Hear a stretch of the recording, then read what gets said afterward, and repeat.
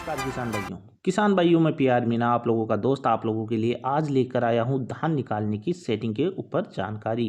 किसान भाइयों Rajasthani thresher machine से आप किस तरीके से धान निकाल सकते हैं ये जानकारी आज की वीडियो में आप लोगों को मिल जाएगी।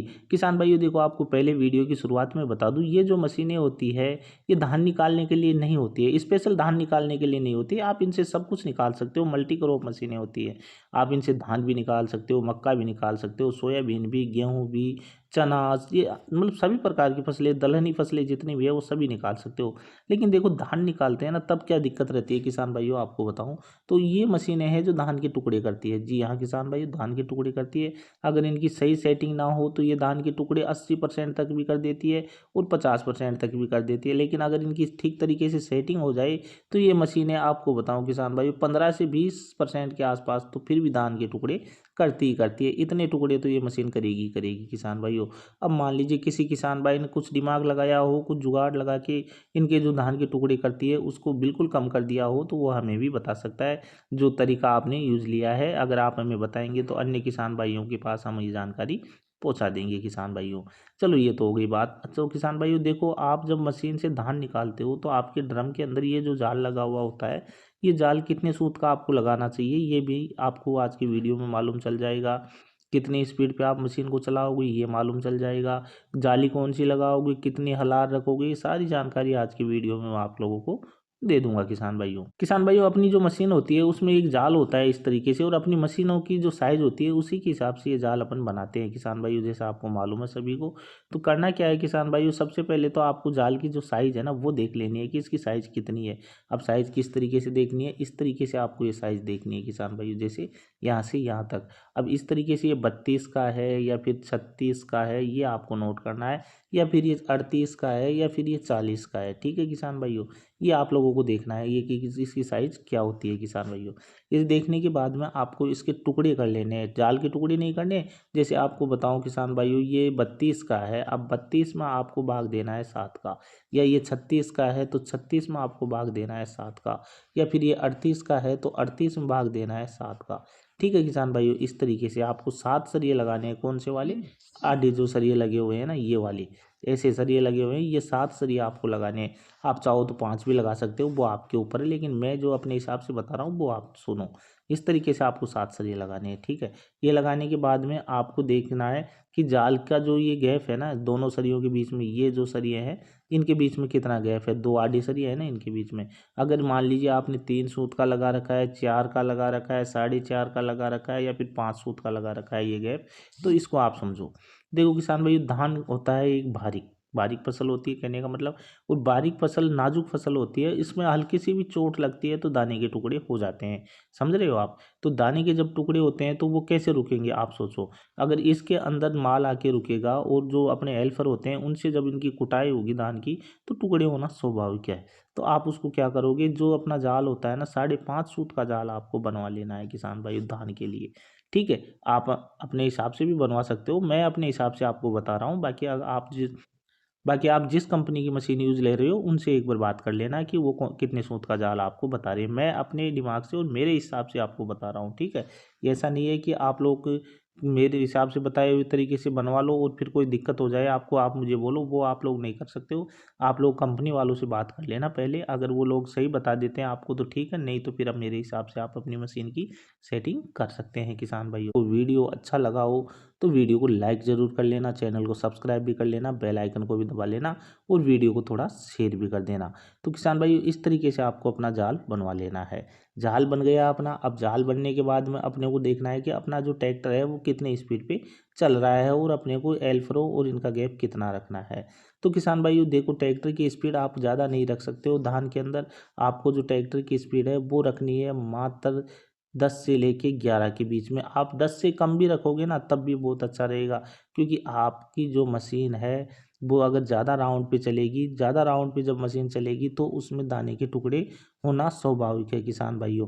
चलो किसान भाइयों आगे बात करते हैं। अपन अपनी जो मशीन होती है उसका ड्रम होता है और ड्रम के अंदर आपको इस तरीके से एल्फर लगे हुए मिल जाएंगे। ठीक है, यहाँ पे जो एल्फर देख रहे हैं ना आप, इनको एल्फर बोलते हैं। जो ये बोल्ट है ना, बहुत सारे नट है, इनको एल्फर बोलते हैं। एल्फरों के बीच में आपने भी इस तरीके से कंघी लगा रखी होगी जैसे आपको यहाँ पे नज़र आ रही है। अगर किसान भाइयों आपकी मशीन में ये कंघी नहीं है तो कोई बात नहीं है। अगर जिन किसान भाइयों की ये कंघी है ना, उनको सबसे पहले ये कंघियाँ हटा देनी है, यहाँ से बिल्कुल ही हटा देनी है। अगर आप धान निकाल रहे हो तो इन कंघियों को आप हटा देना, मशीन दाने टुकड़े करती हुई कम हो जाएगी। एक काम ये करना है। फिर बात कर ले किसान भाइयों, मान लीजिए आपने जाल भी बड़ा बनवा लिया, कंघी भी हटा दी, लेकिन फिर भी मशीन दाना तोड़ रही है, तो अब क्या करें? तो फिर आपको क्या करना है, इनको काउंट करना है, 1 2 3 4 5 6 7 8 9 और 10।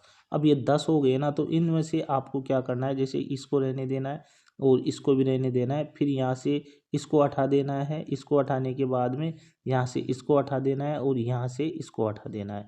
तो एक लाइन में से आपको है जो चार चार हटवा देने हैं, ठीक है।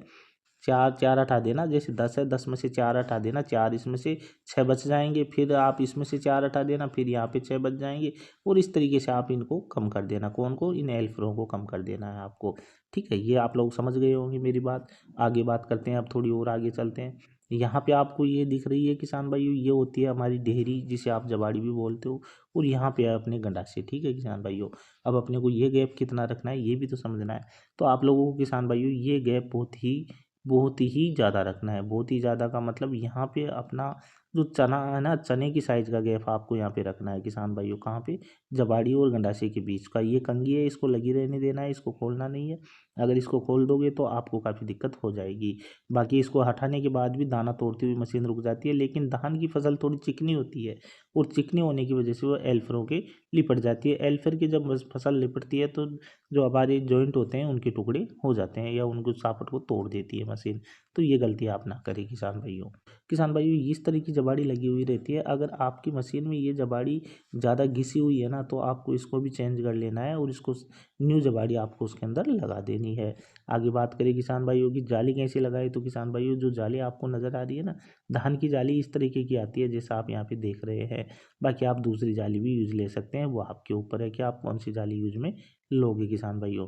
किसान भाइयों यहाँ पे बात करें एल्फरों की और इस जाल के बीच में जो गैप है ना, ये आप कितना रखोगे। तो किसान भाइयों देखो, ये तो होते हैं एल्फर और ये होता है अपना नीचे वाला जाल।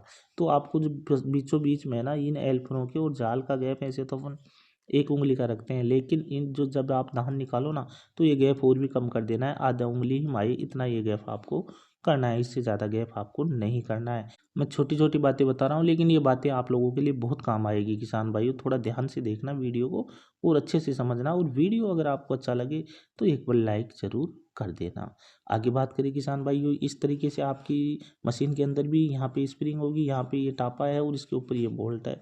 आपकी मशीन में भी होगा, अगर राजस्थानी मशीन होगी या कोई दूसरी होगी तब भी।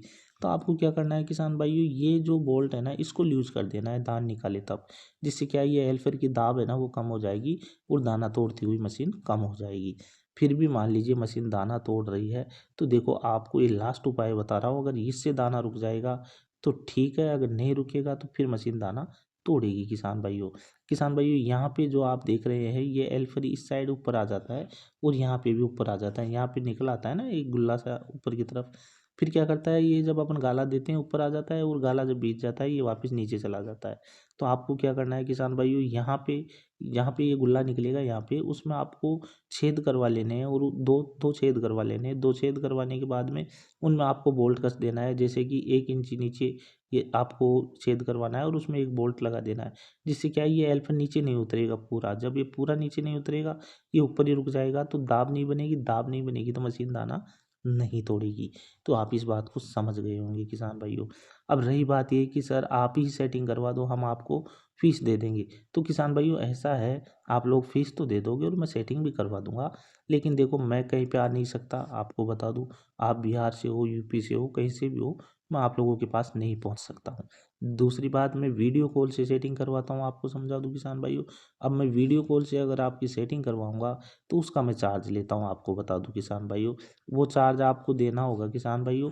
जब आप वो चार्ज पे कर दोगे तो मैं आप वीडियो कॉल करूंगा और वीडियो कॉल करके मशीन की सेटिंग करवाऊंगा। किसान भाइयों हमारी जो फीस है वो लगेगी, आपको मैं वापस बता देता हूँ।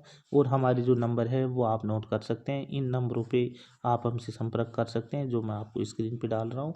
बाकी टाइम पास करने के लिए हमारे पास पास कॉल ना करें। किसान भाइयों, सारी जानकारी मैंने वीडियो में बता दी है।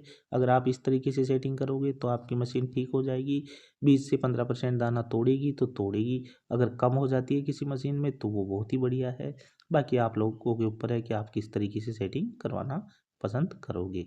तो किसान भाइयों, फिर मिलते हैं अगले वीडियो में एक और इसी जानकारी के साथ। तब तक आप हमें दीजिए आज्ञा। जय हिंद।